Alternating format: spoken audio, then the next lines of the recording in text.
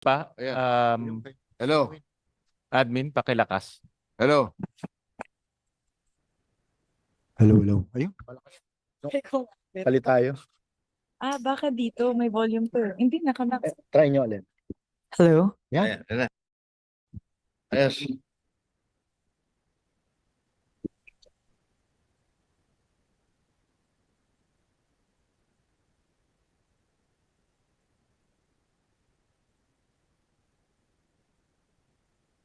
Good afternoon. We are about to begin the signing of the conference committee report on the disagreeing votes on House Bill number 4058, or the fiscal year 2026 General Appropriations Bill, which marks the culmination of the conference committee deliberations and reflects the shared commitment of both houses to a responsive and accountable national budget.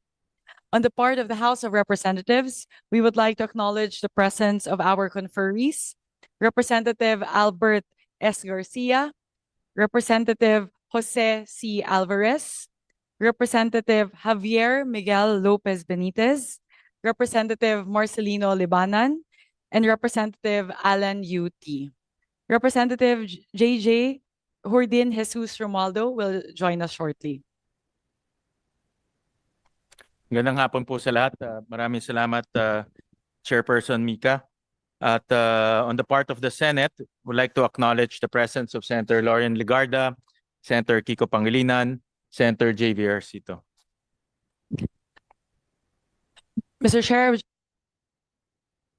Hello. Hello.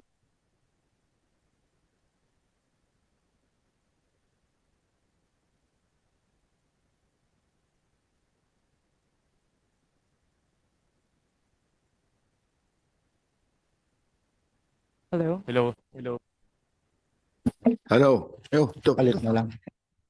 Pati po yung kay Senwin. Hello. Yan. Okay na.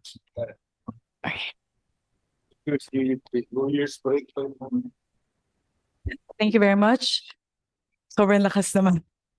Okay, thank you very much. I would like to express my gratitude to our BICAM conferees who have traveled far to be here today. All of us flew in, traveled from our respective provinces to be here today in the middle of the holiday season. So I truly appreciate the presence of all of our BICAM conferees. Thank you very much po.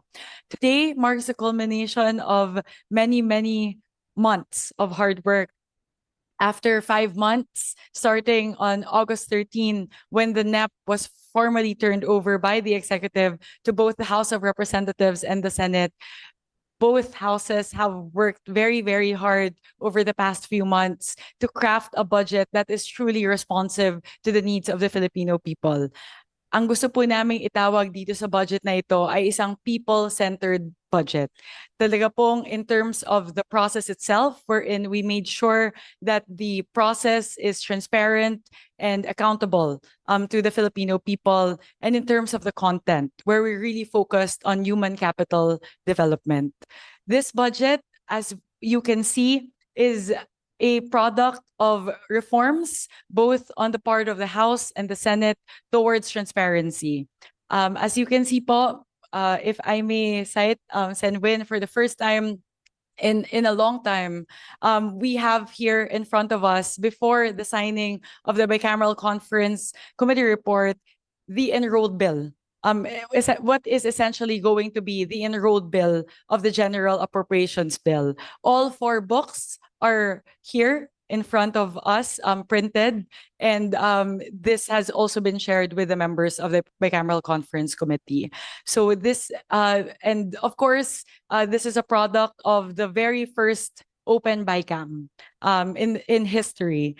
Nakita naman po ng ating mga kababayan na sa loob ng 6 na araw, from Saturday to Thursday in the wee hours of the morning, we were really working hard to make sure that the disagreeing provisions are discussed, and we left no stone unturned. We made sure to show to the public exactly how every peso of the Filipino people's taxpayers' money is allocated in the budget. So I would like to once again thank the BICAM conferees, both on the part of the House and the Senate, for all the hard work, for the many, many hours, many, many days put into the crafting of this budget. And ang amin pong masasabi sa ating mga kababayan, ito pong budget na ito ay talagang pinaghirapan na buuin ng Kongreso at ng Senado at ginawa po namin ang lahat para ito po ay maging transparent, accountable. Siguraduhin po na ito ay tunay na tumutugon sa pangangailangan ng ating mga kababayan at higit po sa lahat, ginawa po namin ang lahat para po siguraduhin na ang ating pong budget para sa taong 2026 ay tunay na mapagkakatiwalaan ng ating mga kababayan. Maraming salamat po.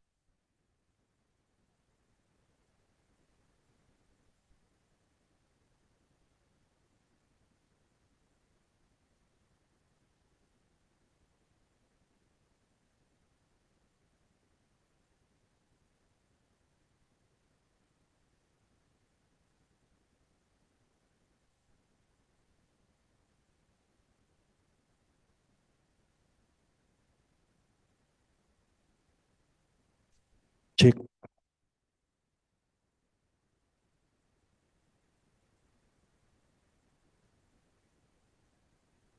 Allocate na lang ng hello. Dapat may discount ang PICC. Uh, equipment yata ng Senado to eh. Dapat may magandang hapon po sa lahat. Maraming salamat Chairperson Mika. At una-una sa lahat, humingi po ako ng paumanhin sa lahat po ng ating mga kasamahan sa Senado, sa Kongreso, sa ating mga staff. Dahil po, alam ko ito ay panahon na dapat nakapiling ho natin ang ating mga mahal sa buhay. Pero nandito ho tayo para masaksihan po ang pagpipirma ng ating pambansang budget. Alam ko marami ho ay pinutol yung kanilang mga family trips. Marami hindi tinuloy yung kanilang family trips. Alam ko may mga kasamahan ho tayo sa Kongreso na galing pa ho kaninang umaga, no? Sa kanilang mga probinsya. Pero nandito ho sila ngayon para mapirmahan ho itong ating pambansang budget. At nagpapasalamat din po ako kay Senator Lauren, kay Senator Kiko Pangilinan, kay Senator JV sa kanilang napaka-aktibong partisipasyon dito po sa pagbabalangkas po ng ating pambansang budget. Nagpapasalamat rin po ako kay Congresswoman Mika, sa lahat po ng ating kasamahan sa Kongreso, kay Congressman Abet, kay Congressman Alvarez, kay Congressman Javi Benitez, kay Congressman Nonoy Libanan, kay Congressman Alan T. At pahabol po si Congressman JJ Romualdo na galing pa ng Camiguin para po makasama ho natin.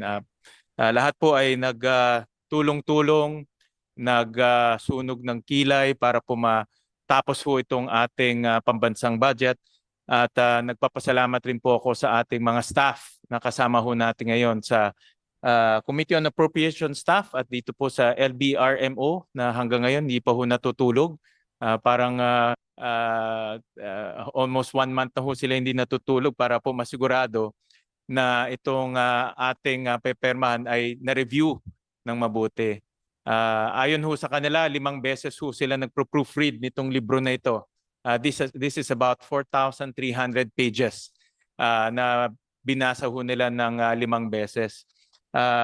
Tulad po ng sinabi ho ni Kong Mika, ito po ay kauna-unahang gagawin ho natin na ang reconciled enrolled copy ay naimprenta na at napakita na ho sa ating mga conferees at sa mga kasamahan ho natin para po makita rin ho nila yung ating pinag-usapan at binalangkas ho natin sa loob po ng maraming araw. At ito pong reconciled version ay i-upload ho ito.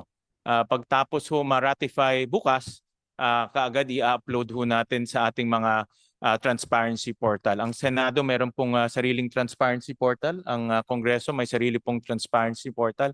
So ma-upload na ho lahat ng dokumento kasama ho yung mga annexes. Ibig sabihin dito yung mga proyekto na meron pong station numbers at coordinates, i-upload ho natin lahat yan sa portal ho natin. So kauna-unahang pagkakataon rin na makikita ho ng taong bayan yung umpisa ng budget, yung National Expenditure Program, yung naaprubahan ng Senado, yung naaprubahan ng Kongreso na General Appropriations Bill, naaprubahan ng Senado yung Senate version, at ito na po yung final version ng Bicameral Conference Committee na i-upload rin po sa website. Of course, pepermahan po ito ng ating Pangulo. So kung meron po siyang mga changes, yun po ay nasa kapangyarihan na ho nila. No? At pag napermahan na ho yan ng ating Pangulo, yan po ay magiging General Appropriations Act na i-upload naman po ng Malacanang sa kanilang official gazette at magiging batas na ho. So ang overall direction po nitong budget na ito ay human development. At makikita ho natin na malaki po ang pondong inilagay ho natin sa edukasyon, sa kalusugan or health at sa agrikultura. Dahil naniniwala ho kami na itong tatlong sektor na ito ay napakahalaga po sa pagpapaunlad po ng ating bansa at pagpapaunlad po ng ating ekonomiya. At sa ganun rin, kaya isa rin po dahilan kaya ho naantala. No? Actually, first time ho na nagkaroon ng BICAM na after Christmas. Alam ko ho, si Senator Loren, ito expert sa finance, matagal ho naging finance chairman. Sa alam ko, first time yata nagkaroon ng permahan at ratification na after Christmas. No? Dahil nga ho, maraming adjustments na ginawa para po maging mas transparent, mas klaro, mas naintindihan po ng taong bayan yung pagbabalangkas ho natin ng ating pambansang budget. At ito naman po ay ginawa ho natin dahil gusto ho natin maibalik ang tiwala ng taong bayan sa ating pamahalaan. No? Kasama po ang lehislatura, kasama po ang ehekutibo, sama-sama ho tayo para maibalik ho natin yung tiwala ng taong bayan at mag-uumpisa ho yan sa maayos at transparent na pagbabalangkas po ng ating budget. So muli, nagpapasalamat po ako sa lahat, sa inyong tulong, sa inyong suporta, sa inyong pagbibigay oras at partisipasyon po dito sa ating proseso ng pagbabalangkas ng budget. At alam ko marami po hong pwedeng ma-improve sa proseso. At kami naman po ay nandito para pakinggan po yung mga suhestyon ng ating mga kasamahan kung paano pa ma-improve yung proseso at maging mas transparent pa sa mga susunod na panahon. So maraming salamat po sa lahat. Maraming salamat sa ating mga kasamahan sa Kongreso at of course sa ating mga senador. Maraming salamat po. Any opening statement? Senwin, if I may just add, we'd also like to say thank you to our friends in the media, similar to our staff po and all of the BICAM conferees here today. Thank you for taking the time out po in the middle of the holiday season to be here with us. Siguro po yung isa po sa mga katanungan, ano po ang susunod pagkatapos po naming lagdaan ang Bicameral Conference Committee report. Bukas po, ay raratipikahan na po ng pareho na Kongreso at ng Senado ito pong enrolled bill. Nito pong ating budget at pagkatapos po noon, December 29 din sa parehong araw, atin na pong formal na itatransmit itong enrolled copy ng General Appropriations Bill sa ehekutibo para po sa review at sa paglagda po ng ating mahal na Pangulong Bongbong Marcos. So that's what's next po in the coming days. It's on the part of the House and the Senate. The process will conclude tomorrow with the ratification of the enrolled copy of the bill by both houses, by both chambers. There being no, before that, before I move to the next item on the agenda, may I ask if there are other remarks from our conferees? There being no further remarks from the conferees, we now proceed to the signing of the Conference Committee report on fiscal year 2026 General Appropriations Bill. Madam Chairperson, just a brief manifestation for the members of the Senate panel. Today, we are here to sign the Conference Committee report on the fiscal year 2026 General Appropriations Bill. The report contains a summary of the reconciled appropriations based on the deliberations of the Conference Committee, as well as a matrix of the general and special provisions indicating the differences between the House and the Senate version and the corresponding reconciled provisions.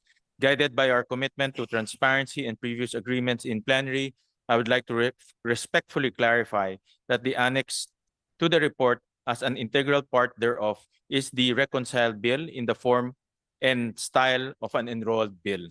Consistent with the past practice in the conference committee reports on general appropriation bills, the conferees affix their signature only on the general summary and the amendments to the general and special provisions forming part of the conference committee report. Copies of the reconciled bill were previously distributed to all conferees for their reference. With this understanding, we now proceed to affix our signatures to the conference committee report.